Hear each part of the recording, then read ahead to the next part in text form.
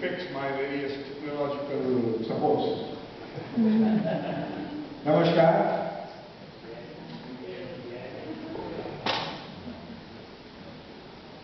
And good afternoon. I am delighted to be here this afternoon with you all. Last time I was here in Pune was in 2008. That was the time we had a conference, and from that conference came the report of role of higher education in human and social development. And the world looked somewhat different then as it looks today. And we are here, therefore, as Christina so eloquently put, to build a new world, but use the transformative potential of knowledge and the contribution of higher education in the service of building such a world. Before we think of the future, let's look at where we are. A recent report of the World Bank suggests that a quarter of the humanity lives in less than $25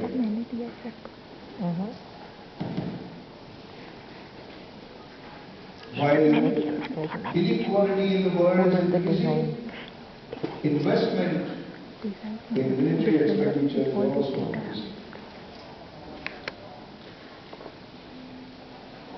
We had the report from ILO a few weeks ago that youth numbering the size of the United States, educated youth, are unemployed. In this country, in Spain, we have the highest proportion of young people now going through tertiary education, but it's also a time when nearly half of them remain unemployed.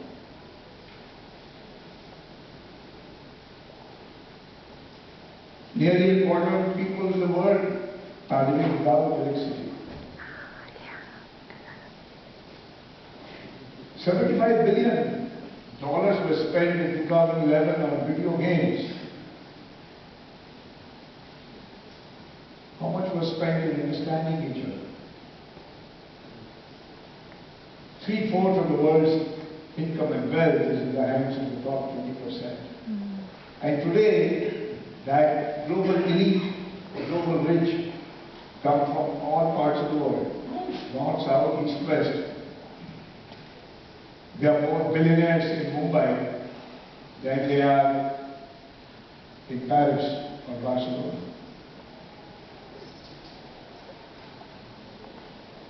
Among the various Millennium Development Goals established by the United Nations in the year 2000 and signed by 190 countries around the world, we still have a situation where 1.1 billion people do not have access to potable, safe drinking water.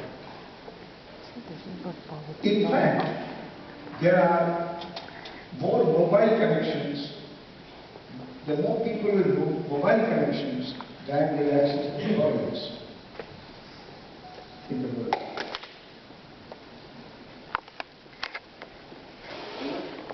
The poorest 40% of the world, nearly 2.5 billion people on this earth today, only account for less than 5% of the global income. One can go on and repeat a large number of these statistics, including number of cars sold, and the point is not about statistics. The point is that we live in a world where, whether you are in small countries of Africa or island nations of Caribbean or Pacific, or you are in large populous countries of the world, in each of our countries, in each of our regions, in the last decade, economic inequality has grown and is increasing. Even economists are now forced to acknowledge that growing inequality in our society is unsustainable, unfair. Christina is going to tell us a little more about the problems of sustainable planning. I don't need to repeat to you in this audience the problems that the world is facing in terms of changing seasons, unseasonal rains, floods, and the impact of climate change on all our lives. The scarcity of food in some regions of the world, and the inability to transport that in time to locations where people need it. One can look at these statistics as mere numbers, but one can also look at these as a call for action. We live in a state of the world today where 20 years ago we felt triumphant. We felt triumphant as more and more countries moved towards democracy. A couple of years ago, there was a new spirit in the air when citizens in Arab countries began to demand a different way of relating to their governments. But that sense of achievement in terms of gaining freedom and democracy is now being questioned even by older democracies of the world. Despite higher per capita income, young people in North America, young people in Europe are feeling disconnected, disenfranchised, and somewhat angry that they are not being listened to. Occupy movement is not just happening in a few cities in Europe and North America.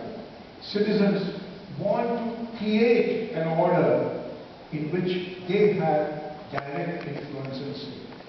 So we are witnessing a new era where self-organization, self-determination, self-motivation is at the center of what the next generation expects.